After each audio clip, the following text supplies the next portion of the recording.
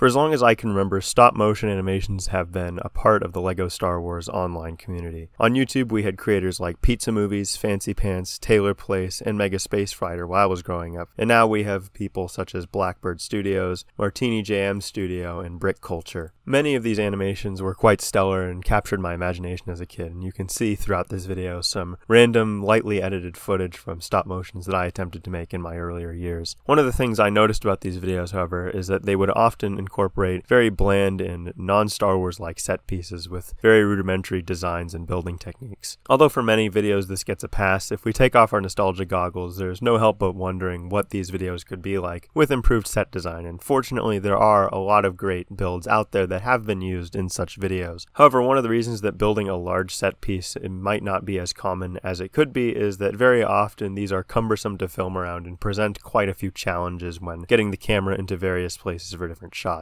So to help remedy this, I built a very simple MOC with some features particularly tailored towards this sort of usage. You can see here that we have quite a basic build to start off here, with just a field of brown plates here making up the dirt with lots of studs to place down figures, as well as the pretty typical trappings of a standard LEGO Star Wars MOC. We've got various troopers running around the upper decks, we have some troopers on the roof getting ready to fire at perhaps incoming droids, and we have a few cannons placed on top of the base's roof in case any air support needs to be taken down. There's also a very simple radar dish and communications array, as well as a small hatch that allows access to the control center from the top of the roof. This command center is separated from the roof by a small door on two hinges which simply folds out of the way, and the base itself is separated from the outside by a large door which, due to the very rudimentary nature of this MOC, does often get stuck in the little shaft I built for it due to friction. While all of these features are well and good and very normal for a lot of bases, the unusual aspect of this construction is that it was built to be disassembled. As you can see, the roof comes off first, followed then by the command center. This gives us quite a lot of space to access the interior, which as you can see is very lightly furnished with a few swamp speeders. This also gives us nice access to the winches, which can be used to raise and lower the two doors in the bottom of this base. And as you're about to see, these two doors are built into the walls of the base to make further disassembly much simpler. The far wall comes out first, then the near wall, and then the back wall, which divides the outside of the base from the inside. This leaves us with quite a lot of room to play with in here in terms of getting access to different features and things that we might want for various camera shots or simply just to dust or move things around. One more piece can be removed before the base is fully disassembled, and that is this small assembly of bricks that makes up the entryway to the base. As you can see, the disassembly process does leave us with large unoccupied channels with lots of room to move around where the walls used to sit. However, this also does give us a lot of access to other features within the build. For example, the landing platform has this cargo loading ramp, which simply raises and lowers to move troops and cargo from the ground level on the bottom floor of the base to the top of the platform. It's very simply actuated by some gears with friction and a rack and pinion mechanism. Lastly, you may have noticed that there are a few axles and pins that stick out from the base, and this is so that you can build fake walls to fill in extra space that may be included in shots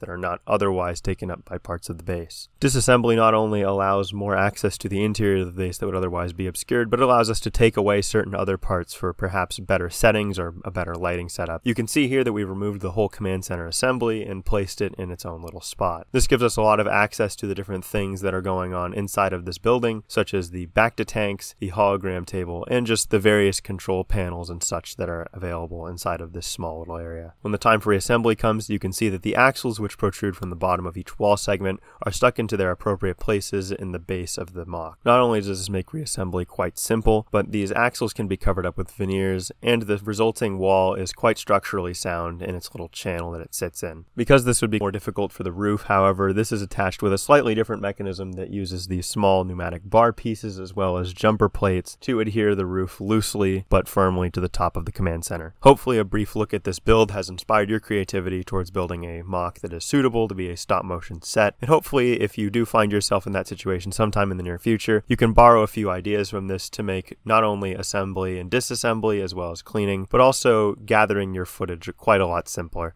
Thanks everybody so much for watching, and I'll see you guys in the next video. Goodbye.